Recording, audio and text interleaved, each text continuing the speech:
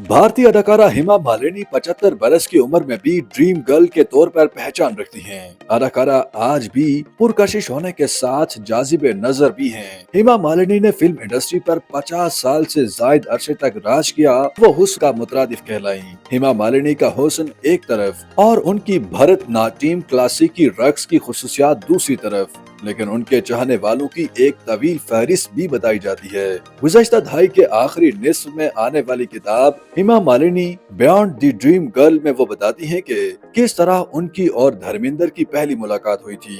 वो एक award function में तन्हा पहुंची थी और जब वो स्टेज पर जा रही थी तो धर्मेंद्र ने अपने अंदाज में अपने साथी शशि कपूर से हेमा मालिनी के बारे में कहा था कि कुड़ी बड़ी सोनी है और इससे फिल्म इंडस्ट्री में किसी को इनकार भी नहीं। हेमा मालिनी के चाहने वालों की एक लंबी फहरिस्त हो सकती है, लेकिन उनमें संजीव कुमार और जतिंदर का नाम सर फहरिस्त है। इंडिया में एक जमाने तक गॉसिप की सतह पर उनके चाहने वालों में फिरोज खान का नाम भी आता रहा।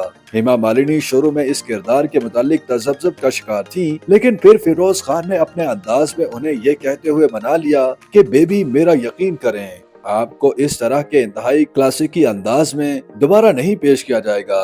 और फिर हेमा मालिनी उस फिल्म के लिए तैयार हो गयी। इस फिल्म का गीत क्या खूब लगती हो बड़ी सुंदर दिखती हो उस जमाने तक लोगों के होंठों पर हुआ करता था। धर्मात्मा से पहले वो फिल्म सीता और गीता से ही मशहूर हो चुकी थी। यह फिल्म दिलीप कुमार की राम और श्याम की तर्ज पर थी, जिसमें उन्होंने दोहरा किरदार निभाया था और हकीकी जिंदगी में अपने दो चाहने वालों धर्मेंद्र और संजीव कुमार के मद्दे मुकाबिल इस फिल्म के लिए उन्हें बेहतरीन अदाकारा का फिल्म फेयर अवार्ड मिला, जो उनका वाहिद फिल्म फेयर अवार्ड रहा। इंडिया की मारूफ जोड़ियों में उनकी धर्मेंद्र के साथ जोड़ी सबसे कामयाब मानी गई और 1969 में आने वाली फिल्म तुम हसीन मैं जवान से लेकर शराफत, नया जमाना, राजा रानी, पत्थर और पायल, दोस्त, शोले, चर्च, जुगनू, आजाद और दिल लगी तक कुल 28 फिल्मों में काम किया। दिलीप कुमार और मनोज कुमार के साथ उनकी आखिरी फिल्म क्रांति में मौजूदगी इंतहाई अहम रही।